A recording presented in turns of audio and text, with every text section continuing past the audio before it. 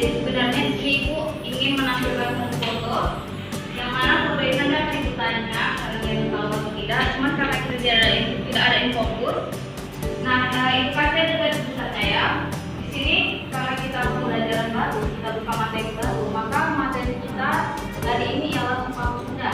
Nah, ibu mau tanya, siapa Ketua Kongres Pemuda 2? Ayo, ada yang tahu?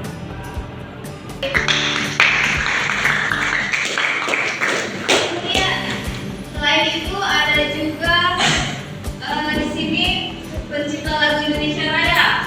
Siapa? WR. Ayo, masa kalian tahu WR Ketraton tapi nggak tahu apa sih WR?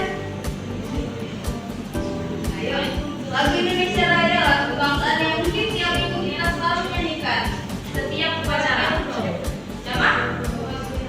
Wagendo Rahman. Oke, tepuk tangan. Kemudian siapa yang menulis naskah Sumpah Pemuda? Yang menulis naskah Sumpah Pemuda. Ayo, dialah yang menyerahkan Muhammad Yamin. Oke, Muhammad Yamin. Mana lagi?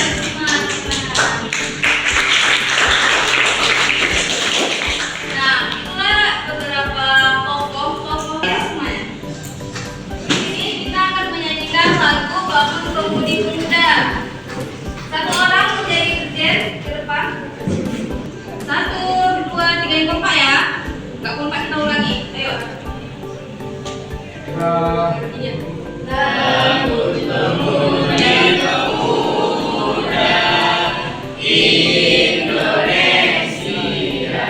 Semangat.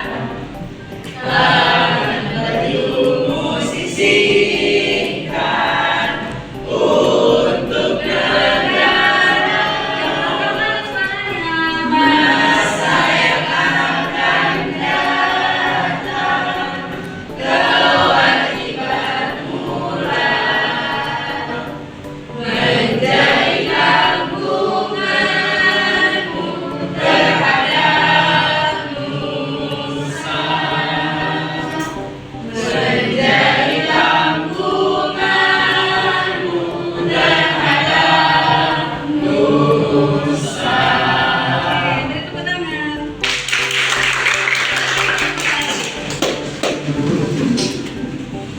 Nah, jadi kita kembali lagi ke topik. Dalam pembelajaran Sumpah Pemuda ini ada tujuan nanti yang mungkin apa? Ikrar atau janji. Oke.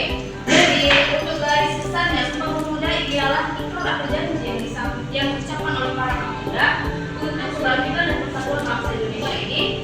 Tahun kapan ikrar Sumpah Pemuda? Tahun 1928. Bulan lalu kalian ada merayakan Sumpah Pemuda? Kenapa nggak ada? Ya kalau tidak ada dirayakan kan diri kita sendiri dong.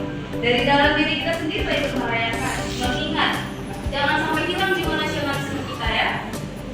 Oke, di sini aku bacakan Sumpah Pemuda bangsa Indonesia karena menegaskan persatuan dan kesatuan bangsa di tengah rukun multikultural yang ada di negara kita ini.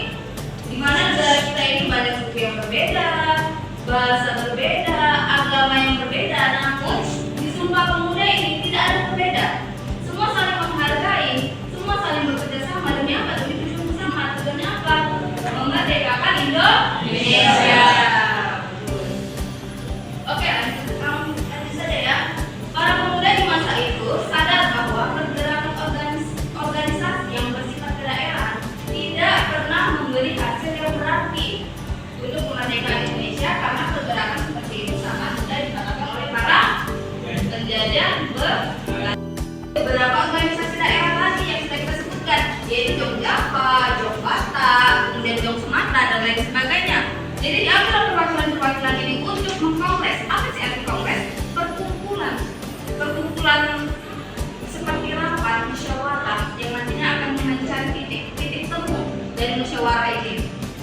Nah, kongres untuk melawan penjajah. Nah, hal inilah yang membuat para pemuda sepakat untuk mengadakan kongres pemuda. Yang kongres ini bertujuan untuk menyatukan organisasi pada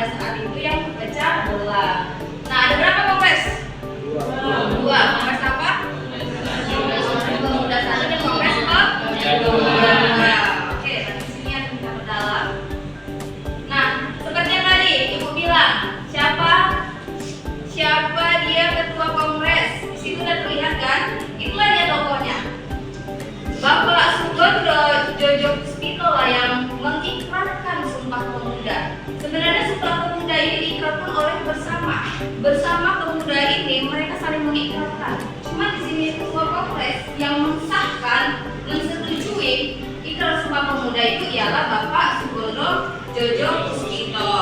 Nah, kemudian ada Muhammad Yamin, yaitu perumus Sumpah Pemuda.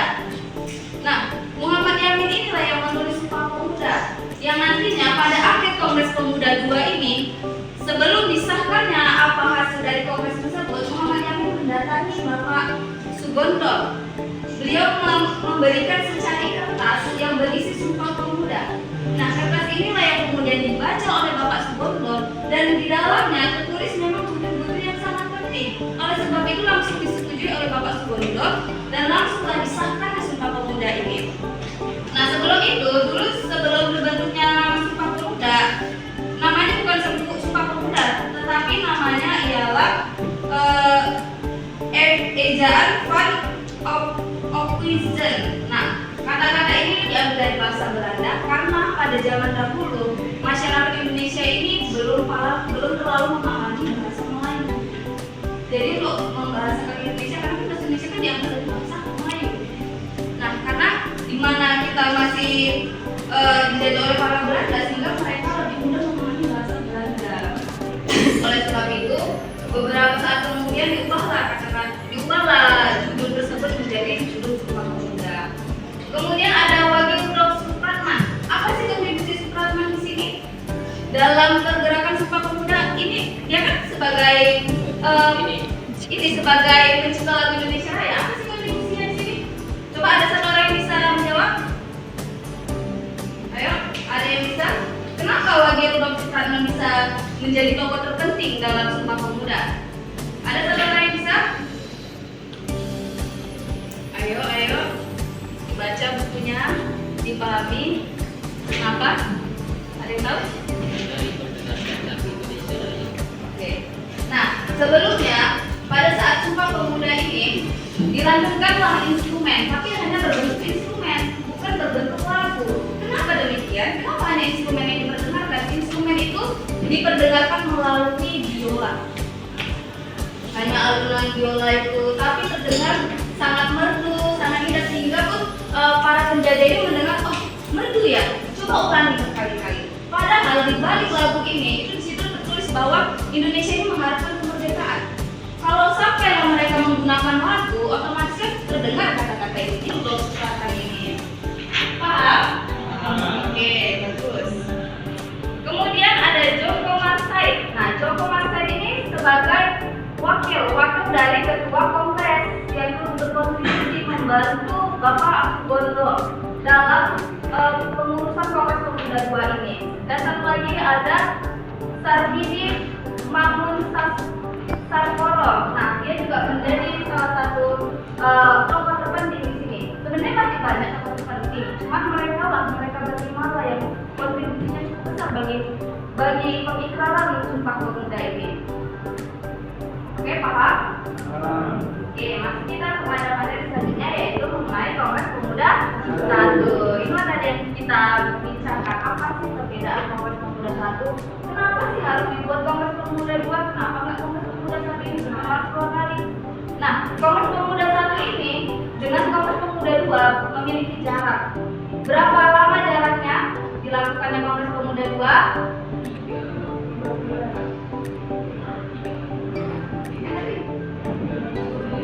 Ayo. 3 bulan. Perhatikan yang betul. 4 bulan, Kak. Berapa? 3 bulan. Oke, sekian pemaparan materi dari Kakak. Mungkin ada dari kalian yang ingin bertanya? Tidak ada? Kalau tidak ada yang mau bertanya, kita lanjut ke tugas. Oke? Semuanya perhatikan. Jadi di sini Kakak punya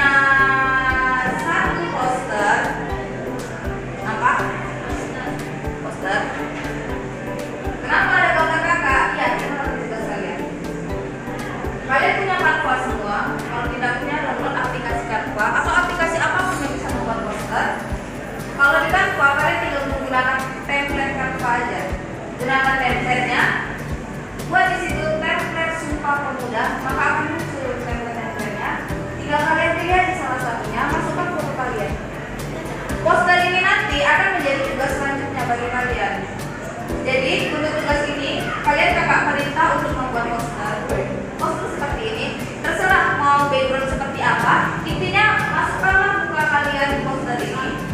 Untuk tugas kalian selanjutnya nanti menggunakan poster ini juga. Jadi sekarang keluarkan HP-nya semua. Buka aplikasi Canva. Ketik di situ template Sumpah Pemuda, maka akan muncul template-nya. Selanjutnya kalian masukkan foto kalian juga ya. Dan jangan lupa buat nama dan tugas kalian di bawah kiri atas ini ada nama kalian ya. Nanti kalau udah siap langsung kirim ke grup. Yang sudah mengirim langsung kakak kasih nilai di sini. Langsung dinilai karena nanti akan ada penilaian juga dari ibu dan bos kalian. Oke, kakak kasih waktu sampai jam 13.20.